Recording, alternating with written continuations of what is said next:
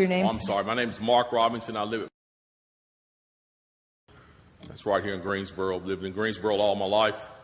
I didn't have time to write a fancy speech. I didn't have time to, I didn't have the resource of an English teacher to sit down and write a speech with at school today and be, brought over here or practice or anything. What I really came down here for is this. I've heard a whole lot of people in here talking tonight about this group and that group, and domestic violence and blacks, these minorities and that minority. What I want to know is, when are you all going to start standing up for the majority? And here's who the majority is. I'm the majority. I'm a law-abiding citizen who's never shot anybody, never committed a serious crime, never committed a felony. I've never done anything like that. But it seems like every time we have one of these shootings, nobody wants to put the blame where it goes, which is at the shooter's feet. You want to put it at my feet. You want to turn around and restrict my right, constitutional right that's spelled out in black and white. You want to restrict my right to buy a firearm and protect myself from some of the very people you're talking about in here tonight. It's ridiculous. I don't think Rod Serling could come up with a better script. It does not make any sense. The law-abiding citizens of this community and many communities around this country, we're the first ones taxed and the last ones considered and the first ones punished when things like this happens, because our rights are the ones that are being taken away.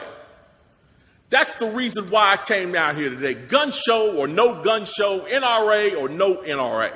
I'm here to stand up for the law-abiding citizens of this community, because I'm going to tell you that what's going to happen. You can take the guns away from us all you want to. You all write a law, I follow the law, I'll bring my guns down here, I'll turn them in. But here's what's going to happen. The Crips and the Bloods on the other side of town, they're not going to turn their guns in. They're going to hold on to them. And what's going to happen when you have to send the police down there to go take them? The police can barely enforce the law as it is. As what I see, we demonize the police, criminalize and vilify the police, and we make the criminals into victims. And we're talking about restricting guns? How are you going to do that?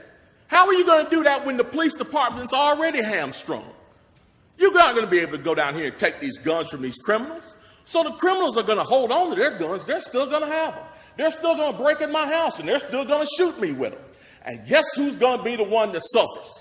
It's going to be me. Well, I'm here to tell you tonight, it is not going to happen without a fight. And when I say fight, I don't mean shots fired. I don't mean fist thrown.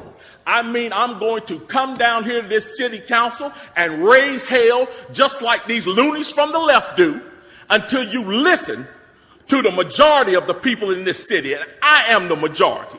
The majority of the people in this city are law-abiding, and they follow the law, and they want their constitutional right to be able to bear arms. They want to be able to go to the gun show and buy a hunting rifle or sport rifle. There are no military-grade weapons sold at the gun show. An AR-15 is not a military-grade weapon. Anybody that would go into combat with an AR-15 is a fool. It's a semi-automatic .22 rifle. You'd be killed in 15 minutes in combat with that thing. So we need to dispel all these myths, and we need to drop all this division that we got going on here. Because the bottom line is, when that Second Amendment was written, whether the framers liked it or not, they wrote it for everybody.